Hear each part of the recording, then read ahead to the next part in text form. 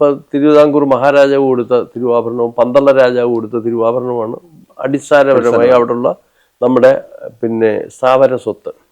അത് അസംഖ്യം കോടികൾ രൂപയ്ക്ക് വരും. ഒരു പക്ഷേ അതിനേക്കാൾ ഈടിരിപ്പ് നമ്മുടെ വൈക്കം, ഏറ്റുമാനൂർ തുടങ്ങിയ മഹാക്ഷേത്രങ്ങളിലും ഉണ്ട്.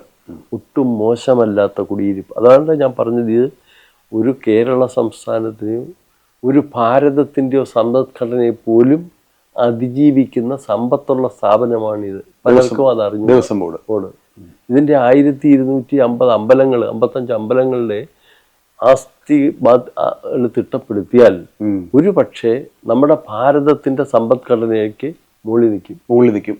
അതൊരു ഞെട്ടിക്കുന്ന അറിവാണല്ലോ. കാരണം ഇത് ആരും ഇതുവരെ അതൊന്നും ക്വാണ്ടിഫൈ ചെയ്തിട്ടില്ല. പക്ഷേ ഞങ്ങളിപ്പോൾ നമ്മുടെ കാലത്ത് പരിശോധനയ്ക്കൊക്കെ പോയി പലയിടത്തും കണ്ടിട്ടുള്ള അമൂല്യമായ രത്നങ്ങൾ, വൈഡൂര്യങ്ങൾ, പിന്നെ താമരമുട്ടുമാലകൾ, പിന്നെ സ്വർണ്ണ നെറ്റിപ്പട്ടങ്ങൾ, പിന്നെ സ്വർണ്ണ രൂപങ്ങൾ, സ്വർണ്ണ ആന രൂപങ്ങൾ, സ്വർണ്ണ കാളരൂപങ്ങൾ, ഇങ്ങനെയുള്ളതൊക്കെ നല്ല ഈടിരിപ്പുകളുള്ളൊരു സ്ഥാപനമാണ് ഇത്.